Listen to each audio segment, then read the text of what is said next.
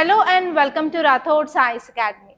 ఈరోజు మనం ఈ క్లాస్లో వెరీ ఇంపార్టెంట్ కరెంట్ అఫైర్స్ ఈరోజు న్యూస్ పేపర్లో వచ్చినాయి క్లియర్గా చూద్దాం.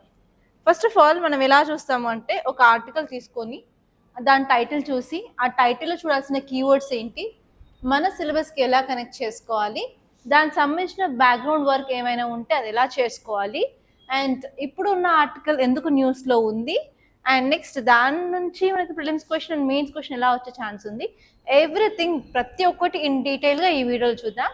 సో కొంత డిస్టర్బెన్స్ అయితే పక్క బిల్డింగ్లో జరుగుతుంది. So I think that may not effect your concentration అని అనుకుంటున్నాను.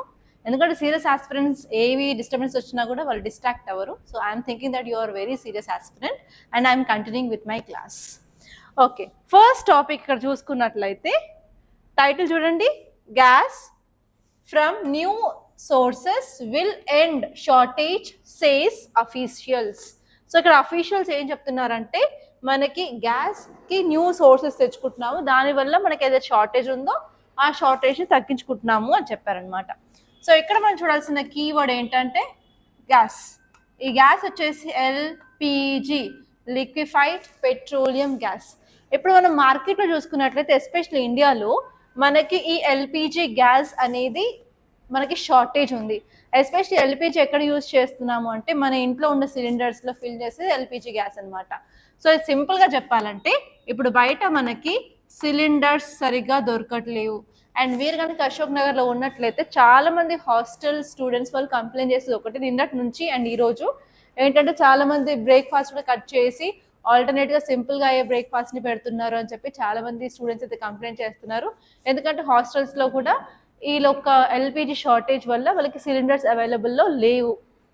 అండ్ అంతేకాదు ఈరోజు న్యూస్ పేపర్ చూసినట్లయితే చాలా ఆర్టికల్స్ ఎల్పిజి షార్టేజ్ గురించి చెప్తున్నాయి. అండ్ ఈవెన్ ఇప్పుడు మనకి హలీం సీజన్ కూడా ఉంది కదా, 1 month Ramzan season. And haleem cook చేయాలి అంటే చాలా హవర్స్ దాన్ని ఉడకబెడుతూనే ఉండాలి. సో దానికి కూడా ఎక్కువ ఎల్పిజి అయితే అవసరం అనమాట. సో వాళ్ళకు కూడా ఏంటంటే కొంతమంది చాలా అయితే ఏమంటారు అవైలబిలిటీ లేక కూడా కాస్ట్ అనేది ఈసారి అయితే పెరిగింది అనమాట. సో ఇదన్నమాట దీని గురించి కొంత బేసిక్ బ్యాక్గ్రౌండ్. సో ఇప్పుడు ఈ న్యూస్ ఎందుకు ఉంది అని అన్నట్లయితే మనం ఇది నార్మల్గా వంటకు యూజ్ చేస్తాము అండ్ అంతే కాకుండా కమర్షియల్ పర్పస్ కూడా యూజ్ చేస్తాం. ఈ ఎల్పిజిని నార్మల్గా మనం హౌస్ హోల్డ్లో యూజ్ చేస్తాం, అంటే మన ఇళ్ళలో యూజ్ చేసుకుంటాము. అలాగే కమర్షియల్ పర్పస్లో కూడా మనం యూజ్ చేసుకోవడం జరుగుతుందన్నమాట. నార్మల్గా ఇండియాలో రిజర్వ్స్ చాలా తక్కువ, మనకు సంవత్సరానికి around 31 million tons of LPG అవసరం ఉంటుంది.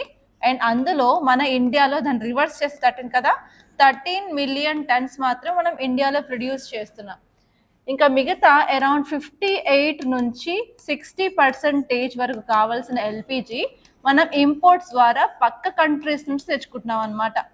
ఆ ఇంపోర్ట్స్ కూడా ఎక్కడి నుంచి తెచ్చుకుంటాము అంటే వెస్ట్ ఏషియన్ కంట్రీస్ నుంచి తెచ్చుకుంటాం. సో అక్కడ మనం ఎగ్జాంపుల్స్ చూసినట్లయితే సౌదీ అరేబియా ఉంది, ఖతార్ ఉంది, యుఏఈ ఉంది. సో ఇలాంటి కొన్ని కంట్రీస్ వెస్ట్ ఏషియా నుంచి మనం ఈ యొక్క ఎల్పిజిని మనం ఇంపోర్ట్ చేసుకుంటాం అనమాట. సో మనందరికీ తెలుసు ఏంటంటే వెస్ట్ ఏషియాలో ఇన్స్టెబిలిటీ ఉంది, బాంబుల దాడులు, డ్రోన్ దాడులు, నిన్న కూడా మనం చదువుకున్నాం ఎయిర్వేస్ కూడా ఇంపాక్ట్ అవుతుంది అని చెప్పి.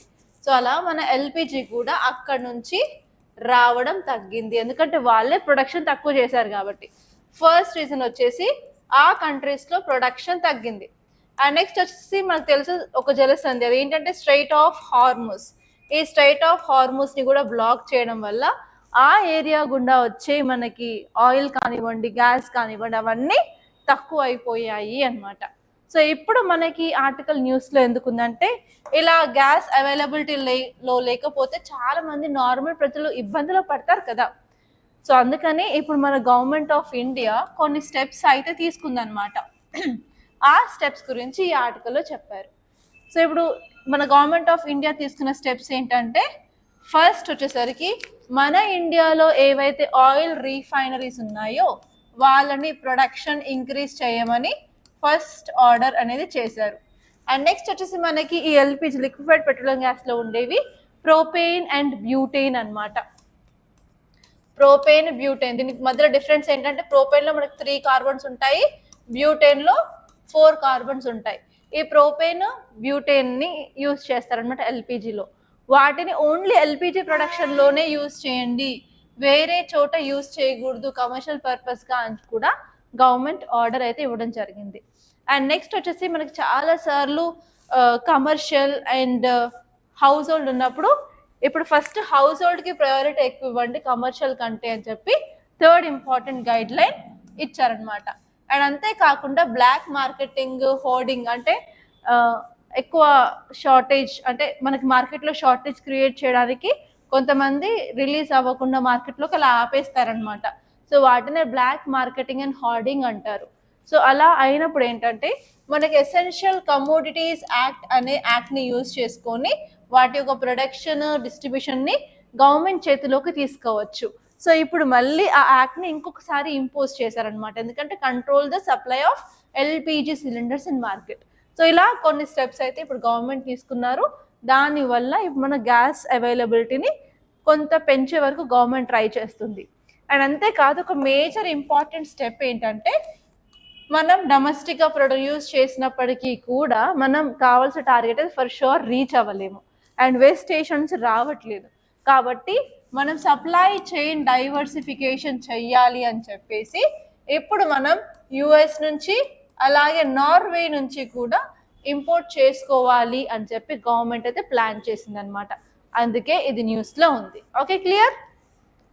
ఇదన్నమాట ఈ ఆర్టికల్ గురించి మొత్తం ఇన్ డీటెయిల్గా. సో ఇప్పుడు మీరు ఆలోచించాల్సింది ఏంటంటే what is a way forward or what are the measures we can take to control gas supply in the market, ఆ విషయం మీద మీరు చూసుకోవాలి. ఓకే, సో ఇక్కడ మీరు క్లియర్గా చూసుకున్నట్లయితే నేను ఇంతకుముందు చెప్పాను కదా, ఎమర్జెన్సీ కండిషన్స్లో ఎసెన్షియల్ కమోడిటీస్ యాక్ట్ ఆఫ్ 1955ని రివోక్ చేసేసింది గవర్నమెంట్.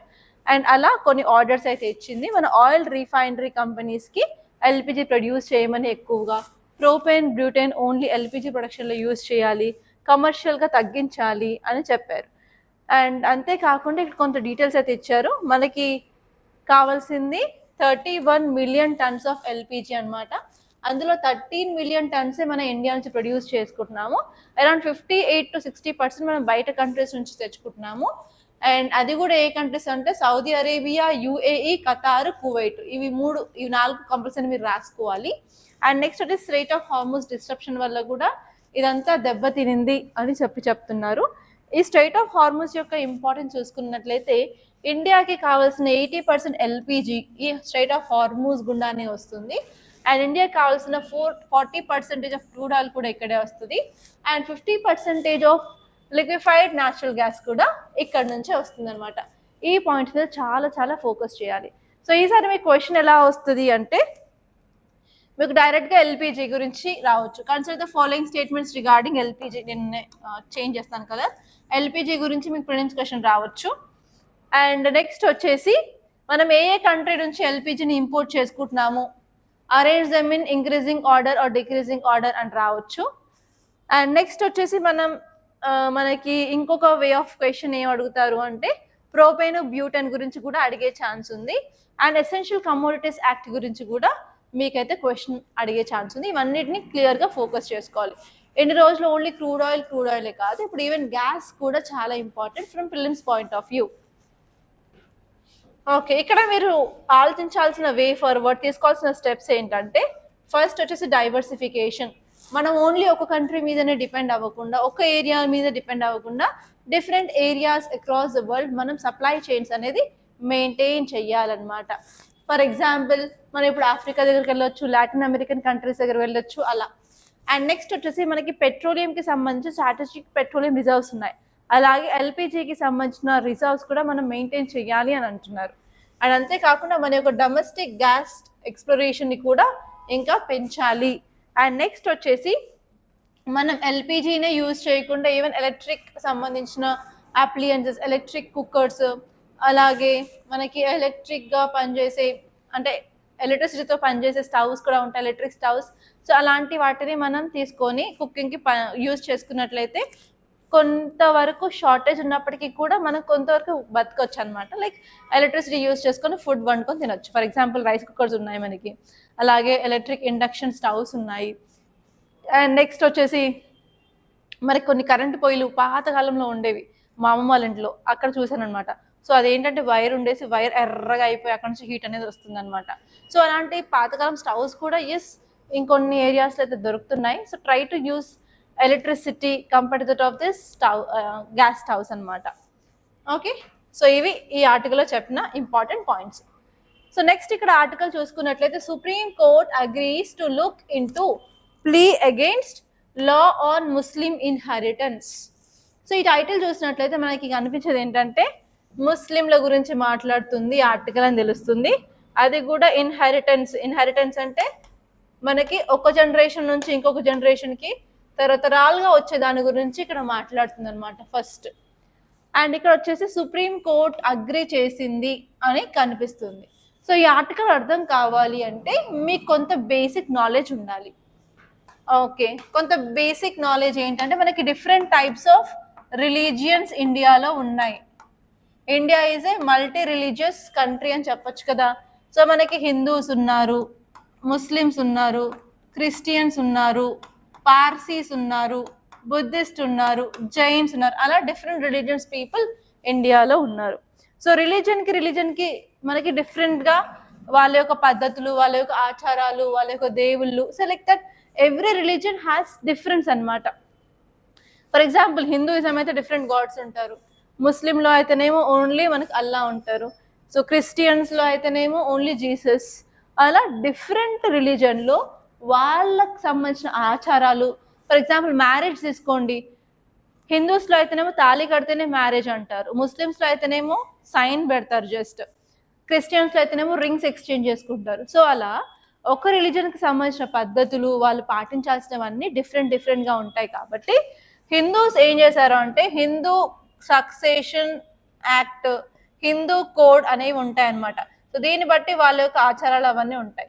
సో ముస్లిమ్స్ అయితేనేమో షరియా లా ఆర్ షరియా యాక్ట్ అని ఉంటుంది, దానికి బట్టి మనకి అన్ని జరుగుతూ ఉంటాయి అన్నమాట. సో నార్మల్లీ మన లైఫ్లో 2 టైప్స్ ఆఫ్ మ్యాటర్స్ ఉంటాయి. సో ఫస్ట్ వచ్చేసి సివిల్ మ్యాటర్స్ అంటాము, సెకండ్ వచ్చేసి క్రిమినల్ మ్యాటర్స్. సో సివిల్ వచ్చేసి ఏం లేదు, మనకి marriage, divorce, adoption of children, అలాగే సక్సెషన్, ఇవన్నీ మనకి సివిల్ మ్యాటర్స్లో వస్తాయన్నమాట కొన్ని ఇష్యూస్ ఉంటే. సో ఇక్కడ క్రిమినల్ వచ్చేసి మనం ఎవరైనా చంపడం కానీ, ఓకే థెఫ్ట్ కానివ్వండి, రాబరీ కానివ్వండి, డెకాయిటరీ కానివ్వండి, or killing a person, so అలాంటి ఇష్యూస్ అన్ని క్రిమినల్ మ్యాటర్స్ కింద వస్తాయి, ఇవన్నీ సివిల్ మ్యాటర్స్. సో ఈ సివిల్ మ్యాటర్స్ అన్నీ మనకి బేస్డ్ ఆన్ రిలీజియన్ వాళ్ళ కోడ్కి సంబంధించినట్టు ఉంటాయి అన్నమాట. ఫర్ ఎగ్జాంపుల్ హిందూస్ ఎవరైనా సరే సివిల్ ఇష్యూస్ ఉంటే హిందూ కోడ్ ప్రకారం వాటిని సాల్వ్ చేస్తారు, ముస్లిమ్స్ అయితే మాత్రం షరియా లా ప్రకారం సాల్వ్ చేస్తారనమాట. ఓకే, సో ఇక్కడ ఏం జరుగుతుంది అంటే వాళ్ళ యొక్క రిలీజియన్ బట్టి వాళ్ళు ఇలాంటి పద్ధతులన్నీ వాళ్ళ లా ఏం చెప్తుందో అవి వాళ్ళు పాటిస్తారనమాట. సో ఇక్కడ ఇప్పుడు ఈ ఆర్టికల్ చూసుకున్నట్లయితే ఇది ఇస్లాం గురించి చెప్తుంది అనమాట. ఇస్లాంలో ప్రాబ్లం ఏంటంటే ఇన్ కేస్ ప్రాపర్టీ ఇన్హెరిటెన్స్ చూసుకున్నట్లయితే అమ్మాయికి అయితే ఒకలాగా, అబ్బాయికి అయితే ఒకలాగా ఉంది. ఫర్ ఎగ్జాంపుల్ హిందూస్ తీసుకోండి, హిందూ సక్సెషన్ యాక్ట్ ప్రకారం ఫాదర్ యొక్క property, for example daughter sun ఉన్నారనుకోండి, ఇద్దరికి 50-50% చెందాలి అని చెప్పి హిందూ సక్సెషన్ యాక్ట్ అంటుంది. కానీ ముస్లింలో షరియా యాక్ట్ ప్రకారం అలా లేదు, డిస్క్రిమినేషన్ బేస్డ్ ఆన్ జెండర్ ఉందన్నమాట. ఓకే, ఇక్కడ చూడండి, ముస్లింలు పాటించేది షరియా లా, ఆ షరియా లా ప్రకారం డాటర్స్ అయితే అంటే కూతుర్లు అయితే సన్స్కి ఎంత షేర్ వస్తుందో అందులో సగం డాటర్స్కి షేర్ అనేది వస్తుంది. ఫర్ ఎగ్జాంపుల్ ఒక ఫాదర్ దగ్గర లైక్ 4 acres ఆఫ్ ల్యాండ్ ఉందనుకోండి, ఇతనికి ఒక కొడుకు ఉన్నాడు, కొడుకు అండ్ డాటర్ ఉన్నారు. సో వీళ్ళకి ఎలా ఉంటుంది అంటే సన్కి వచ్చే షేర్లో, ఫర్ ఎగ్జాంపుల్ సన్కి 2 ఎకరాలు వస్తుంది అనుకోండి, డాటర్కి ఓన్లీ 1 ఎకరమే వస్తుంది. అంటే డాటర్స్ ఏమో సన్ ఎంత రిసీవ్ చేస్తాడో అందులో సగం మాత్రమే డాటర్స్కి ఇస్తారనమాట. సో అలా జస్ట్ జెండర్ బేస్డ్ అంటే కూతురై పుట్టడం వల్ల ఓన్లీ బికాస్ ఆఫ్ జెండర్ ఇక్కడ డిస్క్రిమినేషన్ అనేది జరుగుతుంది అనమాట. అండ్ విడోస్ చూసుకున్నట్లయితే వాళ్ళకి 1/8 విత్ చిల్డ్రన్, వితౌట్ చిల్డ్రన్, మళ్ళీ అక్కడ కూడా డిఫరెన్స్ అనమాట. 1/4, 1/8 అలా. 1/4 ఏమో వితౌట్ చిల్డ్రన్ ఉన్న వాళ్ళకి, 1/8 ఏమో విత్ చిల్డ్రన్ ఉన్న వాళ్ళకి. సో సో అలా హిందూ సక్సెషన్ యాక్ట్ ప్రకారం వాళ్ళకి ఈక్వల్ రైట్స్ అనేవి డాటర్ అండ్ సన్కి అయితే ఉంటాయి. కానీ ముస్లింలో మాత్రం షరియా బేస్డ్ ఆన్ జెండర్ డిస్క్రిమినేషన్ అనేది చూపిస్తుంది అని చెప్పి చాలా పిటిషన్స్ అనేవి సుప్రీం కోర్ట్ దగ్గర ఫైల్ అయ్యాయి. సో పిటిషన్స్ ఎందుకు ఫైల్ అయ్యాయి అంటే మనకి fundamental rights part 3 of Indian constitution లో ఉంది కదా. ఆ ఫండమెంటల్ రైట్స్ మనకి రైట్ టు ఈక్వాలిటీ ఉంది. Article 14, article 15 based on gender we should not discriminate. కానీ ఈ లాలో డిస్క్రిమినేట్ అవుతా ఉంది అని చెప్పి చెప్పింది. సో అందుకే సుప్రీంకోర్టు ఒక స్టేట్మెంట్ చేసింది. అదేంటంటే ఈ సివిల్ మ్యాటర్స్కి సపరేట్ కోర్ట్స్ ఎందుకు, ఆల్రెడీ మన పార్లమెంట్ తీసుకొచ్చింది కదా యూనిఫామ్ సివిల్ కోడ్. రీసెంట్గా ఉత్తరాఖండ్ గవర్నమెంట్ కూడా ఇంప్లిమెంట్ చేసింది కదా. సో అదే విధంగా ఈ యూసీసీని అక్రాస్ ఇండియా ఇంప్లిమెంట్ చేస్తే మాకన్నా తలనొప్పులు ఉండవు కదా అని చెప్పి స్టేట్మెంట్ అనేది పాస్ చేసింది అనమాట. సో ఇప్పుడు ఏంటంటే సుప్రీంకోర్టు ఈ కేసుని తీసుకొని వాదిస్తాను అని చెప్పి అగ్రి అయితే చేసింది. సో ఒక్కసారి మనకి జడ్జ్మెంట్ వచ్చినట్లయితే మనకి క్లియర్ కట్గా అసలు సుప్రీంకోర్టు ఏ గైడ్ లైన్స్ తీసుకుంది, ఎలా చెప్పింది, ఏం చెప్పింది, అది ఎందుకు ఇంపార్టెంట్ అని చెప్పి అప్పుడు మనం ఆలోచించడానికి వీలుగా ఉంటుంది. సో యాజ్ ఆఫ్ నౌ ఇలా సుప్రీంకోర్టు కేసు తీసుకుంటుంది కాబట్టి దీని వల్ల మనకి లాంగ్ టర్మ్లో ఎలాంటి ఇంపాక్ట్ ఉంటుందో చూసుకోవాలి. లాంగ్ టర్మ్లో చూసుకున్నట్లయితే మనకి యూసీసీని స్ట్రెంగ్తన్ చేసే ఛాన్సెస్ అయితే ఉన్నాయి. అండ్ అలాగే పార్లమెంట్ మీద అయితే కొంచెం ప్రెషర్స్ అయితే వస్తాయి. ఎందుకంటే వాటిని రీసెంట్గా ఉత్తరాఖండ్ ఇంప్లిమెంట్ చేశారు కదా. సో వేరే ప్రతి ఒక్క స్టేట్లో ఇంప్లిమెంట్ చేయాలంటే ప్రతి ఒక్క స్టేట్ గవర్నమెంట్ దాన్ని అగ్రీ చేయాలని అప్రూవ్ చేయాలి. సో చూద్దాం చేస్తాయా లేదా అని చెప్పి. అండ్ నెక్స్ట్ వచ్చేసి ముస్లిమ్స్కి అయితే బెనిఫిటే ఉంటుంది. అండ్ ఇంకొక పెద్ద ప్రాబ్లం ఏంటంటే ఇప్పుడు దీన్ని ఇంపోజ్ చేసినట్లయితే ఇప్పుడు కొంతమంది కన్సర్వేటివ్ సంబంధించిన గ్రూప్స్ వాళ్ళు మా రిలీజన్లో మీరు ఎందుకు ఇంటర్ఫియర్ అవుతున్నారని చెప్పి కొంత ప్రొటెస్ట్లు, ధర్నాలు అవన్నీ చేసే ఛాన్స్ అయితే ఉందన్నమాట. సో ఇది ఈ టాపిక్ గురించి in detail. And next article చూసుకున్నట్లయితే Lok Sabha takes up resolution on removal of speaker as MPs trade accusations in the house. ఈ టాపిక్ చాలా ఇంపార్టెంట్. అండ్ ఈసారి ప్రిలిమ్స్ ఎవరైతే రాస్తున్నారో ఫర్ షూర్ స్పీకర్ మీద అయితే క్వశ్చన్ వచ్చే ఛాన్స్ 100% ఉంది. సో పాలిటీ మీరు ఓపెన్ చేసి చదవాలి అనుకున్నట్లయితే ఫస్ట్ స్పీకర్ టాపిక్ ఓపెన్ చేసి చదవండి. You will be getting lots of insights అండి. ఓకే, ఇక్కడ మీరు ఆర్టికల్ చూసినట్లయితే మనకు తెలుసు, ఇంత ముందు నుంచి చదువుకుంటున్నాం గత 1.5 months నుంచి. అదేంటంటే స్పీకర్ పక్షపాతంగా అంటే ఇంపార్షియల్గా ఏంటి రూలింగ్ పార్టీ సైడ్ మాట్లాడుతున్నారు అండ్ చేసే యాక్షన్స్ అన్ని రూలింగ్ పార్టీని ఫేవర్ చేసేలా ఉన్నాయి. అసలు ఎలాంటి నోటిఫికేషన్ ఇవ్వకుండా చాలా మందిని సస్పెండ్ చేస్తున్నారు అని చెప్పి కొంతమంది ఇష్యూస్ అయితే ఉన్నాయి కదా. సో అందుకని ఇప్పుడు రిజల్యూషన్ ఆఫ్ రిమూవల్ ఆఫ్ స్పీకర్ని పాస్ చేయాలి అని అనుకుంటున్నారు అనమాట. అందుకే ఇది న్యూస్లో ఉంది. సో ఇక్కడ మీరు చూసుకోవాల్సింది ఏంటి అంటే ఈ యొక్క ఆర్టికల్స్, ఫస్ట్ ఆర్టికల్స్ చూసుకోండి స్పీకర్కి సంబంధించి. అండ్ స్పీకర్ యొక్క రోల్స్ అండ్ రెస్పాన్సిబిలిటీస్ చూసుకోండి. అండ్ నెక్స్ట్ వచ్చేసి అతన్ని ఎలా అపాయింట్ చేస్తారు, ఎలా రిమూవ్ చేస్తారు, రిజిగ్నేషన్ ఇస్తే ఎవరికి ఇస్తారు, అండ్ ప్రాసెస్ ఏంటి, ఈ 5 ఏరియాస్ మీద అయితే క్వశ్చన్స్ వచ్చే ఛాన్సెస్ ఉన్నాయి. అండ్ ఈ రోజు మీకు కరెంట్ అఫైర్స్ బేస్డ్ క్వశ్చన్స్ నేను స్పీకర్ గురించి ఇచ్చారనమాట. ఎందుకంటే చాలా ఇంపార్టెంట్ టాపిక్ కాబట్టి అట్లీస్ట్ మీరు అవి చూస్తే కొంత మీకు అవగాహన వస్తుందని చెప్పి ఇచ్చానమాట. సో ఇక్కడ మీరు ఆర్టికల్స్ చూసుకున్నట్లయితే ఆర్టికల్ 19 ఆఫ్ కాన్స్టిట్యూషన్ ఏం చెప్తుంది అంటే speaker and deputy speaker of Lok Sabha గురించి చెప్తుంది అనమాట. And next article 19 sub class ఏ ఏం చెప్తుంది అంటే if speaker are deputy speaker ఆ యొక్క లోక్సభ మెంబర్షిప్ని వదిలేస్తే మాత్రం కంపల్సరీ వాళ్ళకున్న పోస్ట్ స్పీకర్ డెప్యూటీ స్పీకర్ కూడా పోతుంది అని చెప్పింది. And article 19 sub clause B ఏం చెప్తుంది అంటే వాళ్ళు ఏ టైంలో అయినా రిజిగ్నేషన్ ఇవ్వచ్చు, రిజిగ్నేషన్ చెయ్యొచ్చు. ఆ రిజిగ్నేషన్ లెటర్ ఎవరికి ఇవ్వాలి, స్పీకర్ అయితేనేమో డెప్యూటీ స్పీకర్కి ఇవ్వాలి, డెప్యూటీ స్పీకర్ అయితేనేమో స్పీకర్కి ఇవ్వాల్సి ఉంటుంది. అండ్ ఆర్టికల్ 19C ఏం చెప్తుంది అంటే ఈ రెజల్యూషన్ని పాస్ చేయాలి అంటే ఫర్ షూర్ మనకి ఎఫెక్టివ్ మెజారిటీ కావాలి. ఎఫెక్టివ్ మెజారిటీ అంటే ఏం లేదు, టోటల్ స్ట్రెంగ్త్ ఆఫ్ హౌస్ తీసుకొని ఎవరైతే వేకెంట్ ఉన్నారో ఆ వేకెంట్ని పక్కన తీసేస్తే ఎంతమంది టోటల్ సీట్స్ ఉన్నాయి అందులో 50% కంటే ఎక్కువ ఎస్ అని చెప్పాలి. దాన్నే ఎఫెక్టివ్ మెజారిటీ అని అంటారనమాట. ఈ ఎఫెక్టివ్ మెజారిటీ వచ్చేసి ఓన్లీ ప్రిసైడింగ్ ఆఫీసర్స్కి మాత్రమే ఉంటుంది. For example speaker, deputy speaker, chairman అలా. ఓకే, సో ఇప్పుడు మన ప్రొసీజర్ చూసుకున్నట్లయితే అసలు ఈ ప్రొసీజర్ గురించి మన కాన్స్టిట్యూషన్లో ఎక్కడ రాసలేదు. కానీ మరి ఎక్కడ రాస్తుంది మేడం ఈ ప్రొసీజర్ ఎందుకు ఫాలో అవ్వాలి అన్నట్లయితే లోక్సభకు సంబంధించిన కండక్ట్ ఆఫ్ బిజినెస్ రూల్స్లో ఇది రాసిందనమాట.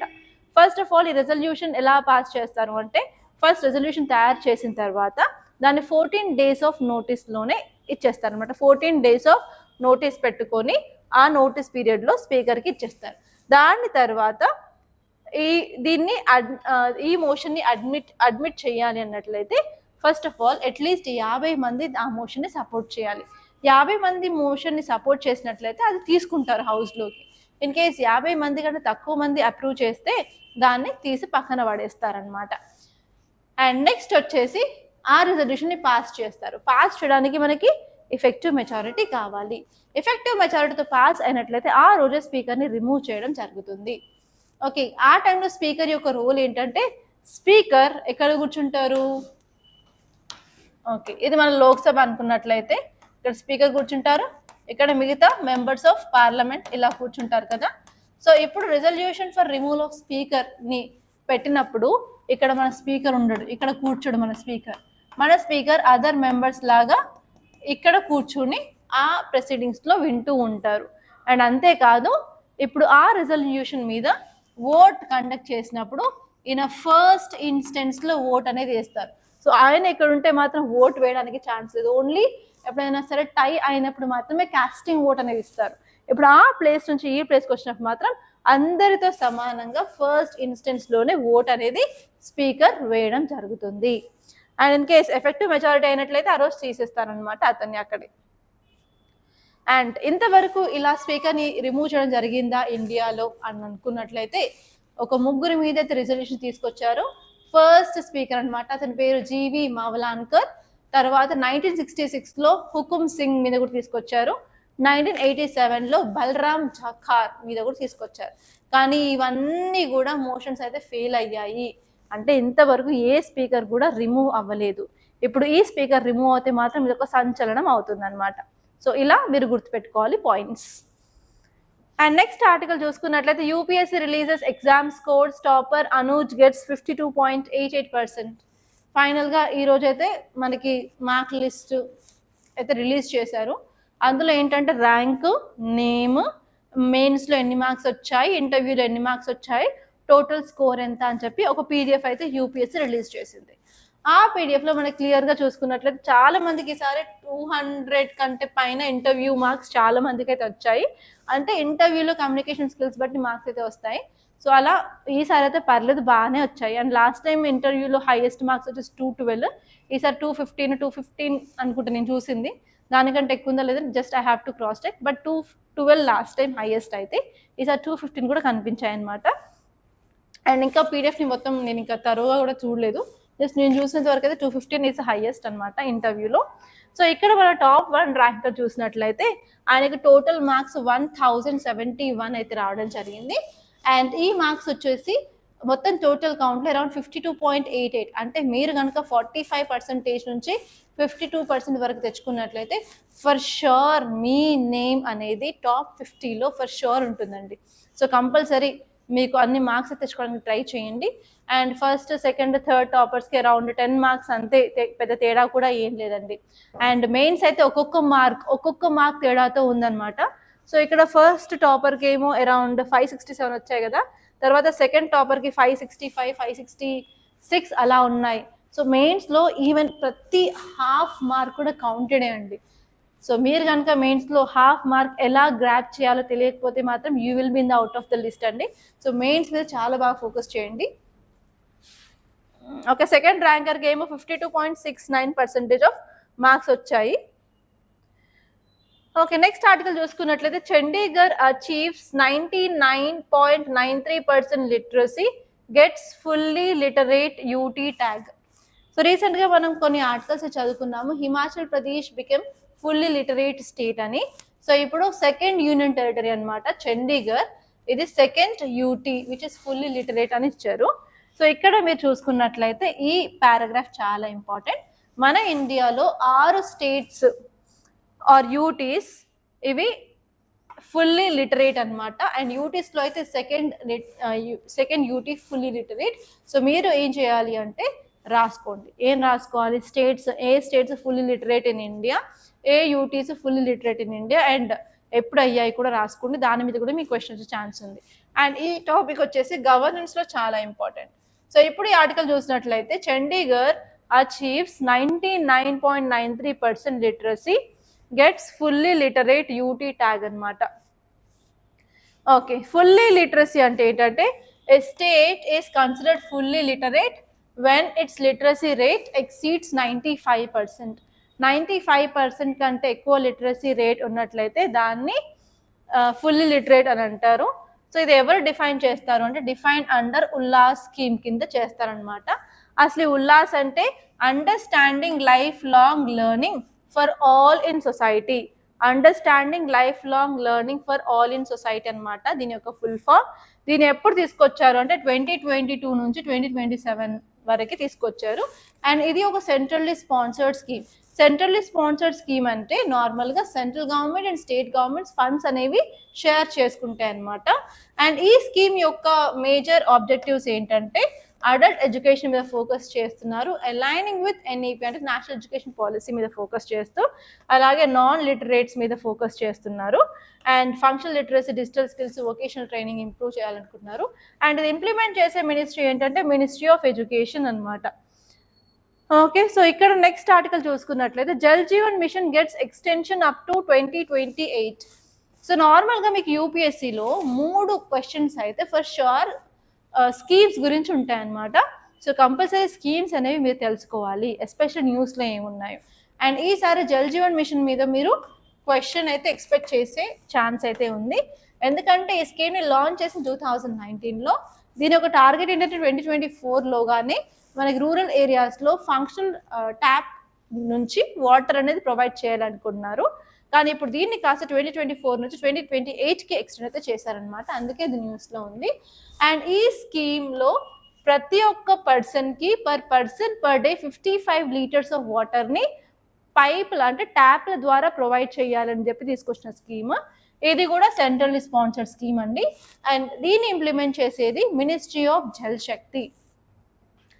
అండ్ ఆబ్జెక్టివ్స్ ఏంటంటే ఎవ్రీ రూరల్ హౌస్ హోల్డ్కి ఫంక్షనల్ హౌస్ హోల్డ్ ట్యాప్ కనెక్షన్స్ని ప్రొవైడ్ చేయాలి, అలాగే హై క్వాలిటీ వాటర్ని ప్రొవైడ్ చేస్తున్నారు. And even drought prone areas అంటే ఏ ఏరియాలో అయితే వాటర్ తక్కువగా ఉంటాయో వాటిని టార్గెట్ చేసి వాటర్ ప్రొవైడ్ చేస్తున్నారు. అండ్ నెక్స్ట్ ఎస్పెషల్లీ పబ్లిక్ ప్లేసెస్లో అంటే స్కూల్స్లో, అంగన్వాడీ సెంటర్స్లో, గ్రామ పంచాయత్స్లో, కమ్యూనిటీ బిల్డింగ్స్లో వాటర్ అయితే ప్రొవైడ్ చేయాలనుకుంటున్నారు. అండ్ నెక్స్ట్ వచ్చేసి ఇందులో ఉమెన్ అండ్ వీకర్ సెక్షన్స్కి ఎంపవర్మెంట్, అలాగే అవేర్నెస్, టెక్నాలజీని ప్రొవైడ్ చేయడము అండ్ ఎంపవర్మెంట్ త్రూ ఎడ్యుకేషన్ చేస్తున్నారు అనమాట. సో ఇవి మేజర్ ఫీచర్స్. అండ్ ఇక్కడ 2 ఆర్టికల్స్ ఉన్నాయి. ఈ ఆర్టికల్ ఏంటంటే క్యాచ్ దెమ్ యంగ్. సో ఈ టాపిక్ వచ్చేసి రీసెంట్గా మనకి world obesity day March 4th జరుపుకున్నాం కదా. దాంట్లో భాగంగా వరల్డ్ ఒబేసిటీ అట్లాస్ 2026 అనేది రిలీజ్ అయిందనమాట.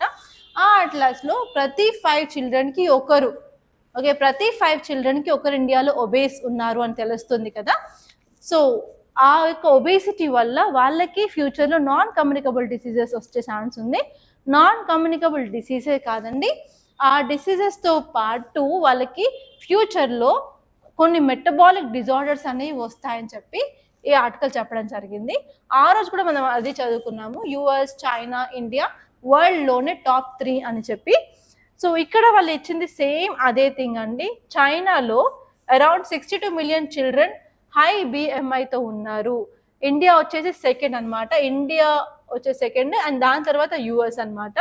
దానివల్ల ఏంటంటే చిల్డ్రన్లో కార్డియోవాస్కులర్ డిసీజెస్, అలాగే high BMI, hypertension, diabetes, hyperglycaemia, high cholesterol, metabolic dysfunction associated steatotic liver disease అవన్నీ వచ్చే ఛాన్స్ ఉందని చెప్తున్నారనమాట. సో ఎందుకు ఇలాంటివి పెరుగుతున్నాయి అంటే కన్సంప్షన్ ఆఫ్ అన్హెల్దీ ఫుడ్స్, అలాగే ఎక్కువ షుగరీ డ్రింక్స్ తాగడం వల్ల, ల్యాక్ ఆఫ్ అవేర్నెస్, అలాగే స్కూల్ చిల్డ్రన్కి poor access to the nutrition, అలాగే సబ్ ఆప్టిమల్ బ్రెస్ట్ ఫీడింగ్ అనేది ఫస్ట్ 5 months లోపే ఆపేయడం లాంటివి. సో అలాంటివి చేయడం వల్ల ఇలాంటివి వచ్చే ఛాన్స్ ఉంది, వీటిని కంట్రోల్ చేయండి అని చెప్పి ఈ ఆర్టికల్ క్లియర్గా చెప్పడం జరిగిందనమాట. అండ్ నెక్స్ట్ ఆర్టికల్ వచ్చేసి AI and national security calculus. So ఈ ఆర్టికల్ ఏం చెప్తుందంటే ఆర్టిఫిషియల్ ఇంటెలిజెన్స్ని మనం విపరీతంగా యూజ్ చేస్తున్నాము. అండ్ కొన్ని రిపోర్ట్స్లో అయితే India is the number 1 in using artificial intelligence అని చాలా రిపోర్ట్స్ అయితే వచ్చాయి. ఫర్ ఎగ్జాంపుల్ ఇక DeepSeek, moonshot AI, MiniMax, Perplexity Pro, అలాగే ChatGPT, Gemini AI. So అలాంటి యూజ్ చేసినప్పుడు చాలా మంది ఏంటంటే వాళ్ళ ఇమేజెస్ కూడా ఇచ్చేసి వాటిని వేరే ఇమేజెస్లా కన్వర్ట్ చేయండి, లేకపోతే అటాచ్ చేయండి అని చెప్పి అలా కూడా ఇవ్వడం వల్ల ఆ యొక్క ఏఐకి ఏంటంటే మనమే ఫోటోస్ ఇస్తున్నాం కాబట్టి they can access inside also అనమాట. దానివల్ల బాడీలీ ఇంటిగ్రిటీ అనేది మిస్ అయ్యే ఛాన్స్ ఉంది. అండ్ అంతేకాకుండా ఇలాంటి ఏఐ యూజ్ చేయడం వల్ల కూడా we are giving the data access ఇవ్వడం వల్ల there is increasing of cyber security attacks కూడా. అండ్ అంతేకాదు ఈవెన్ నేషనల్ సెక్యూరిటీ అటాక్స్ కూడా ఉండే ఛాన్సెస్ ఉన్నాయి అని చెప్పి ఈ ఆర్టికల్ చెప్తుంది. సో ఇక్కడ మీరు చూడాల్సింది ఏంటి అంటే అసలు ఏఐని ఎథికల్గా ఎలా యూజ్ చేయాలి, దానికి సంబంధించిన గైడ్లైన్స్ ఏం తీసుకురావాలి, వేరే కంట్రీస్ ఎలాంటి గైడ్లైన్స్ తీసుకొచ్చాయి, సో ఇండియా ఏం లెర్న్ చేయాలి అని చెప్పి అవన్నీ మీరు క్లియర్గా చూసుకొని నోట్స్ మేక్ చేసుకుంటే సరిపోతుంది. సో ఇక్కడ మనం ప్రిలిమ్స్ క్వశ్చన్స్ చూద్దాం. ఫస్ట్ వచ్చేసి కన్సిడర్ ద ఫాలోయింగ్ స్టేట్మెంట్స్ అనమాట. ఫస్ట్ వచ్చేసి in the election of Lok Sabha or state assembly the winning candidate must get at least 50% of votes pooled to be declared elected. Second వచ్చేసి according to the provisions laid down in the Constitution of India, in Lok Sabha the speaker's post goes to the majority party and the deputy speaker goes to opposition. ఈ రెండు స్టేట్మెంట్లలో ఏ statement కరెక్టో కింద కమెంట్లో చెప్పండి. And next question వచ్చేసి regarding the office of Lok Sabha speaker consider the following statements. First వచ్చేసి he or she holds the office during pleasure of the president. Next, he or she need not be a member of the house at the time of his or her election, but has to become a member of house within 6 months from the date of his or her election. Next, if he or she intends to resign, the letter of his or her resignation has to be addressed to deputy speaker. Consider the following statements and you have to see which is correct. So ఈ రెండు క్వశ్చన్స్కి కూడా answers కింద కమెంట్లో చెప్పండి. So by this I'm concluding guys. Thank you so much for watching. And మీకు కనుక ఈ video నచ్చినట్లయితే లైక్ చేయండి, అలాగే షేర్ చేయండి. అండ్ మరిన్ని ఇలాంటి వీడియోస్ కోసం మన ఛానల్ అయితే సబ్స్క్రైబ్ చేసుకోండి. అండ్ మీరు కనుక మీ యూపీఎస్సీ ప్రిపరేషన్ స్టార్ట్ చేయాలనుకున్నట్లయితే this is the right time. And we are going to launch a new GS prelims cum mains foundation batch అండి. సో మీకు కనుక ఆ బ్యాచ్ గురించి డీటెయిల్స్ కావాలి, జాయిన్ అవ్వాలి అనుకున్నట్లయితే please contact us on this number 8074765513. Okay, yeah, that's all guys. Thank you so much and I wish you all the best.